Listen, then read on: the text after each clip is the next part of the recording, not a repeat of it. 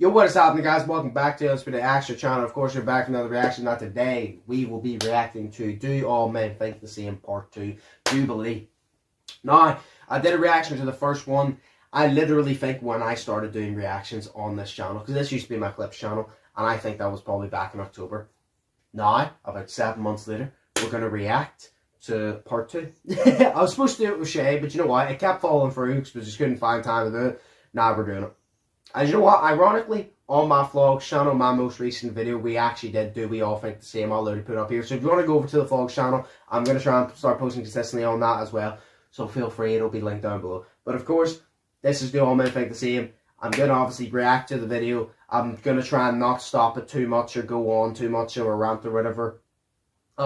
And just basically say my opinion along with them saying theirs. But of course, before we get into it, as always, hope you all have an amazing day. If not, switch that shit the fuck around. Start have an amazing day. Always try to spread positive vibes, entertain, and have fun on this channel, because that's what it's all about. It's all about the fun and the vibes.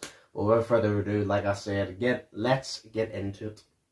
And feel free to post your opinions down below as well, if there's anything here that you just want to touch on.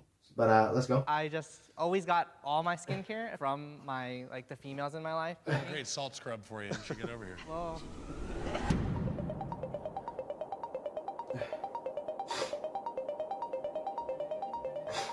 On this episode of Spectrum, we wanted to explore the topic of masculinity. In the last couple of years, there's been intense scrutiny on masculinity in America. We traveled to Chicago and partnered with Gillette and Walgreens to bring together a group of men, including NFL star, first-round pick, and former Chicago Bears football player Kyle Long, to demonstrate that men can open up and tackle questions on topics ranging from gender roles in society, showing emotion, beauty, and even skincare. Yep. Our objective was to have an honest conversation about what it means to be a man today. This is Spectrum. Enjoy the episode. I believe sports are more masculine than the arts. 3, 2, 1. 3, 2, 1, go. All right. What's happening? It was natural. Oh my god. Well, now I'm curious. Yeah, I'm really curious. How am I disagreeing with the professor? My literal opinion on that is sports more masculine than the arts. I would just go somewhat. No. I would go disagree. I wouldn't go strongly disagree because, like, I don't know. In society, definitely not. Definitely not. I just wouldn't go strongly disagree, but I would disagree because at the end of the day, it's like playing sports and dancing, singing, acting and all. You know, one of them's not more masculine than the other. Like, if you play sports and you go to the gym, cool. It doesn't really make you a man. You know what I mean? Like, it doesn't make you a man. It just means that you're a man that likes to go play sports and go to the gym type shit. So, fair enough, yeah. I skip back to 112. Well, now I'm curious. Yeah, I'm really How curious. am I disagreeing with the professional NFL player? I know! Because some of the I know. most quote-unquote manly men in my life are musicians, actors, people that I relied on as an image of masculinity. So to say that the arts are less masculine. Actually, no, I'm going to change that. I would go strongly disagree. My mom's a cheerleader. There, yeah, no, I 100%. Argue with her. I'll never let her know I think cheerleading is a sport because I think it's fun to argue with her. But like, there's a certain amount of masculinity, like to do all those, right, to do the backflips and like to push the girls up in the air. So I feel like there is more masculinity that's ascribed to just sports, like, than there is to more of the arts. That's why I somewhat agree. If you put blood, sweat, and tears into I get his something, point. that's kind of what creates I get his character. point. Losing, getting knocked down, getting back up. I mean, learning those kind of principles at such a young age, I think that's kind of what helps create a sense of strength that kind of helps carry you into a certain sense of masculinity and manhood as you get older. So I'm an actor. But the arts can do that too. Like, say for example, you're an actor and you like try really hard for a role and you don't get it. That's technically you getting knocked down the same way you would in sports if you missed a game-winning shot or some shit. It's technically the same thing. It's just a different situation. Oh, I'm an actor. One of my recent roles was there we go. In Shrek the Musical. There Shrek! was blood, there was god-awful sweat because the costume. And then the crying. Yeah, there was crying. Oh, there was crying. Physical aspect, and I really agree that there's physical in arts and in sports. Yeah. But then there's that mental aspect. You talked about like failure, getting back up. Like, even before you got that donkey role, how many people had to get the audition for that role? Definitely the arts. There you go. Can be right up with their sports. Sports are an art, too. So. There you go. One of the major things that has impacted me would be my father and how he viewed like film industry, theater, because it was something that was able to connect to the human experience, and it was more personal and more emotional. Locker room talk is part of being a man. 3, 2, 1, go. What do you mean by locker room talk? I'll start it off because I spent a lot of time in locker room. I'll let them talk because I don't know what they mean by locker room talk. Locker room talk. Do you mean locker has room taken on talk life as in itself. about Obviously, women? In the past Or- years, it's been a hot button issue. And it has changed since I was a 6-year-old and I said my first swear word.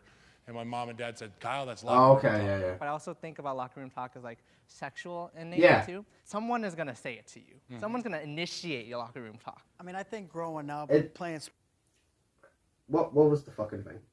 Locker room talk is part of being a man. Do you know what? I'm actually going to disagree with that because I think that it's not part of being a man, it's part of being a human, because you know women would do it in their locker room too. You know what I mean? Like they might. It's like this, right? It's like this. Whenever you talk about sex, you could be like, oh man, all they think about is sex. I can guarantee you women think about and talk about sex equally as much as men, if not more. They're just not as open about it. They do it privately. We were just very fucking like, you know, like. So I disagree, yeah, because it's not part of being a man. It's just, I don't know, it's just part of being a human. Humans just do that. You know what I mean? But I guess a lot of guys would consider it part of being a man, so like I get it. sports and all that. I think it has found its own way with this new locker room talk as of 2016. And I think that's kind of switched to this weird sexual harassment. I think by the nature of the question, though, them asking us this, it is the people that are crossing that line that we're talking about. Is that part of it? Belittling women, not even if you're belittling women, but you're objectifying them. You're being cruel, but you're like, come on, I'm just joking around. It's a locker room. No, man, that's not what makes you a man. That's not something that should be part of that. I think men's main role. I agree with that, yeah. Like I said, men talk about that type of shit. Women talk about that type of shit. But it's like, there is a line, like he said, you know, you can have a laugh, you can like do that, but be respectful at the same time, you know what I mean? It's like, say for example, there's a woman you find attractive walking down the street. You know what I mean? You don't turn around, like say for example, there's a woman you find attractive, you don't turn around and go, oh, nice ass, nice tits to her, because that's just wrong, you know what I mean? Like you turn around, like say you find her attractive, you don't like catcall her or anything. You state you find her attractive, maybe to her, in a polite way, or you just say it to your mates, but you don't like harass her, because that's when it's fucking wrong. So I agree with him, yeah, like there's a difference between like saying stuff, like saying your mind, blah blah blah, and then crossing the line. So I get his point. It doesn't make you a man, yeah.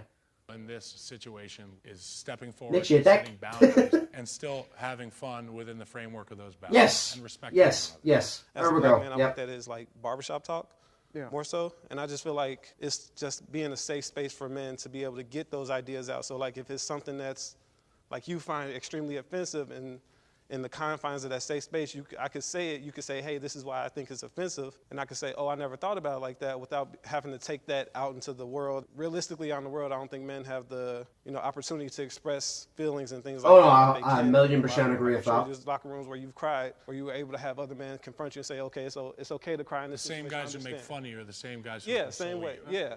And that's So what's it's that important. safe space. There are a lot of men. Well, out there 1,000,000% agree with that. rationally. Not everything is like about sex with us. You Yeah. know what I'm saying? So I'm a Christian. My father's a pastor. To me, being a man is about taking responsibility and accountability. Men should be the head of the household. Strongly disagree.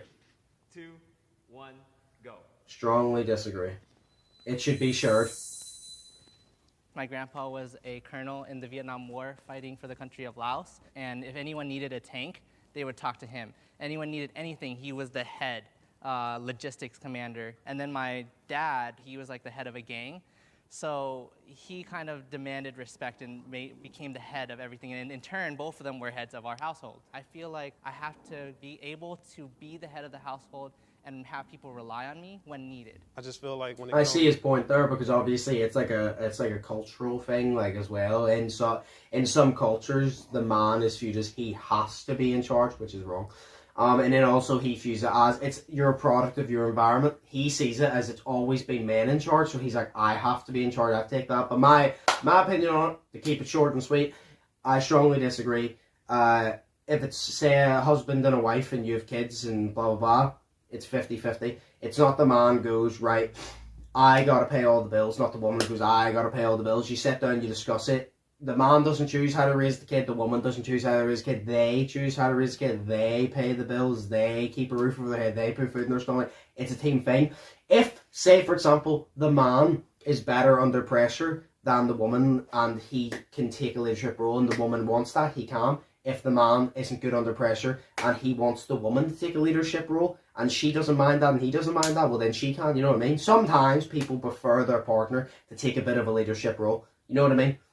Like, for example, my parents, my dad didn't really know how to, like, do the bills, I think it was, like, a lot of things, so my mum did it. So that's the type of thing. So you split 50-50. If one person wants to take charge and the other one's fine with that, that's fine. But just keep it that both people have a say.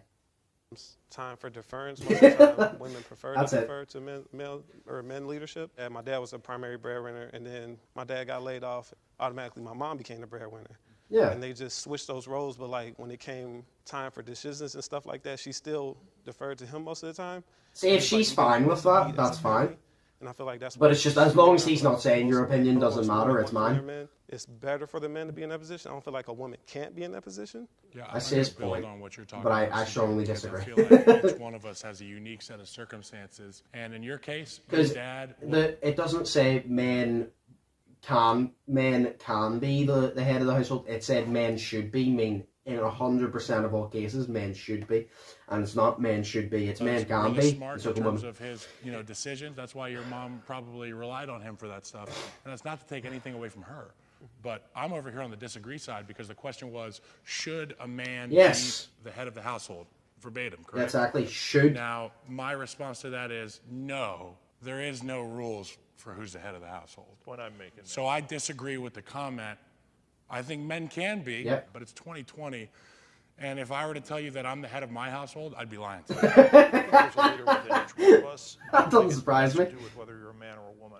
I know in my household, there are times that my wife leads, there's times I lead. We talk about leading up. There we go. We even let our daughter lead sometimes. There we go. My role as a man and father in my daughter's life is to be the example and to be just supportive and accepting and loving. And I want her to see by example that I'm always striving to be the best human being I can be. That's really what my role is. And she's the greatest joy in my life. I have discussed skincare with other men. 3, 2, 1, go. I'm going to go slightly agree because I feel like I have, but I can't remember. I have a great salt scrub for you. You should get over here. Well, I just always got all my skincare opinions from the females in my life. I don't know. I just didn't want to feel like I was any less of a man, so I didn't want to talk to other men. As we all get older, fair enough. A lot of men feel like that. Look like that bag that's been left out in the sun too long, and that's why skincare recently has mine. Been a thing. I'm 22. I'm looking old as shit. That's how I find out about beard oil. Mm-hmm.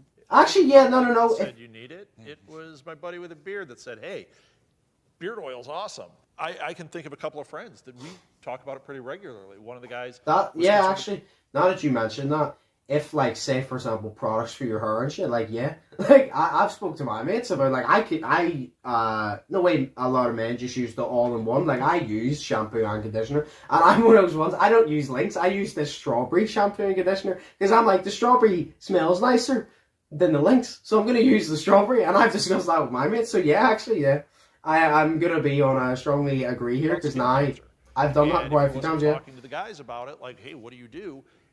He might not have felt comfortable talking to a woman about it. So we just crack that open. We just talk about this stuff. What did you talk to the NFL player about? Just skincare. I'll be the first to do this, but I strongly agree. I think it's important. Actually, I was the first to do it. And have self-discipline. It all falls under discipline for me. I'd actually branch off that too, because I view it as loving yourself. It doesn't have to be you take 4 hours to be able to make yourself look good and presentable, to be able to walk out the door. It'll provide confidence for you to be able to do whatever you want in the world. I feel like this is one of those conversations that happens during locker room talks, so it may not be, like, I'm sure some of the people are going to be surprised, like, oh, all these guys talk about skincare. But, like, those are the conversations that you have in those locker room talk situations. Yeah, I think it's important. You talk to guys about skincare. I mean, we live in Chicago. I mean, I'm a serious white boy. I think it's important to, when you're dealing with elements, it's cold, it's freaking rough. I mean, we're in construction. It's a lot of nasty stuff out there, so, yeah. I'm fourth generation bricklayers and alley craft workers unions. My dad, my grandpa, my great-grandpa were all union representatives, and it's everything my family stands for, believes in, and is still fighting for. I think for me, being a man is, you know, standing up for people, standing up for what you believe in. I meet my father's expectations for what it means to be a man. 3, 2, 1. Don't know how to answer this one. I'm gonna sulk myself over here now, guys. Never made it. This is a high bar. I am constantly still striving, but my father has different standards than me, and I'm proud of who I am, but there's a small part of me that's just like, I wish I could hit that bar, but it's also part of me that's like, there are some parts of that bar that I'm not gonna touch. Expectations, as we all know, within the family can be very tough, and I know you've alluded to this a few times today. And I feel for you, I really do. Like in my heart, I just want to give you a huge hug because I have a dad who has whether he knows he's putting them on me or not, there's unrealistic expectations. You know what? This is good. He's saying that he doesn't meet his dad's expectations of what it's like to be a man. A lot of men obviously consider as, oh, if you're good at sports, you're a man type shit. That's not true, but it's like a lot of men have expectations. So this is an NFL player who made it, you know what I mean, who made it to be a professional athlete in the NFL, and he doesn't even believe he met his standards. So that's actually good to like see someone who's not the normal average human being, well, normal average man. Was the same that he wore. Profession, the same. I will never be my dad because he was a world beater in his field.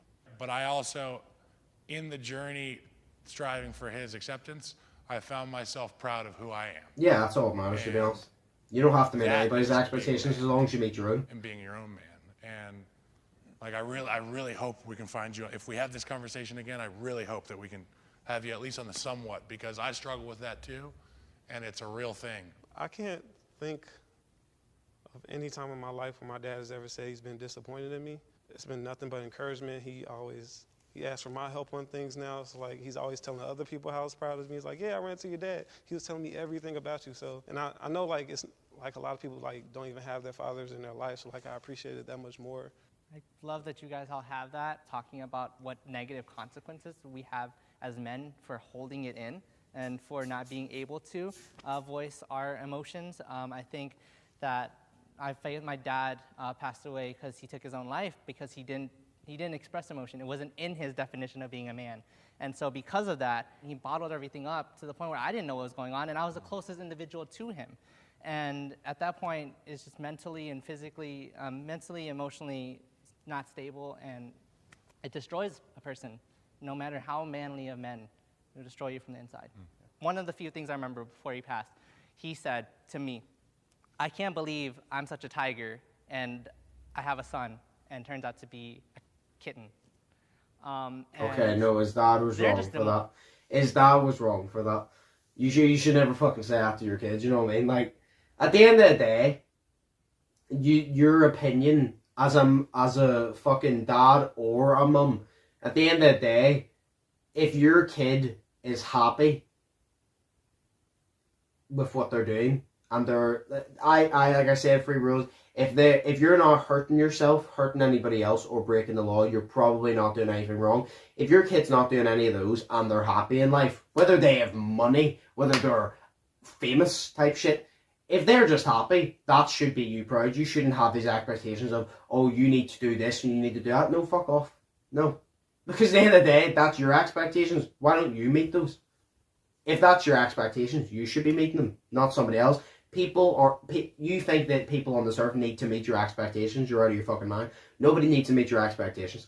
You know what I mean? Like, nobody.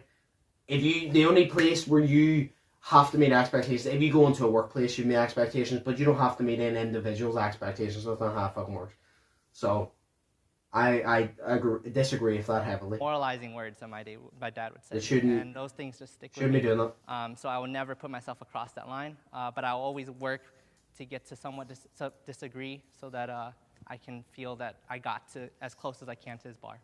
It's a shame, man, because you're standing here and you're saying your words and you're standing up to it. You're a man, dude. You're a man. You should be over here.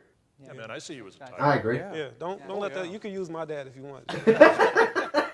I am the son of the oldest child and the only son of the oldest child, so that kind of just makes it puts more pressure on them. I have to follow, and that person disappearing drops weight on my shoulders. All eyes are on me now. I take the center stage, and that made me feel like I have to be a man. He's a comedian actor. I never really had the chance to be vocal about my dad. I felt safe enough to talk about it, and it was one of the first times that all these emotions that I've bottled up have finally come to light. Well, that's good then. Yes, but I would probably... Actually, no, I'd tackle him, yeah. Would I allow him to tackle me for $1 million? Fuck no. Right, now give him $1 million because he tackled me. Come here. Come on. We're forcing the group on. Come on. Go work. I'm proud to be a man because of who we are right now, evolving our thinking, of becoming more sensitive to others. My experience today was one in which I gained a lot of understanding and respect for specifically the men that were in here. We talked about tough topics. We were honest. We weren't afraid to call each other out. And I think that was good as well. You weren't afraid to disagree with someone, which was good. For me, being a man is about knowing who I am, treating others well, and trying to follow those things every day. Being able to talk skincare is something that's important. It's important to take pride in yourself. I feel like a man knows who he is and is able to make others feel good about who they are. Yep, 100%. No, I like the fact that they all, if they disagreed, and that was it. They didn't they didn't switch their answers unless a good point was brought up. But I don't really have much to say. I basically said my opinion the way I said I wasn't going to stop it much, but I ended up stopping it because I wanted to answer the questions and shit. But that was really good. It's really good. I love watching the Jubilee Spectrum videos on no matter what there is, because I love seeing different people's opinions, and I love seeing them just, grown ass adults who are mature actually just have a proper conversation instead of talking over each other and arguing all the time. Like, they have a proper conversation and shit, and you see different people's opinions on things and why their opinions like that, because of their perspective.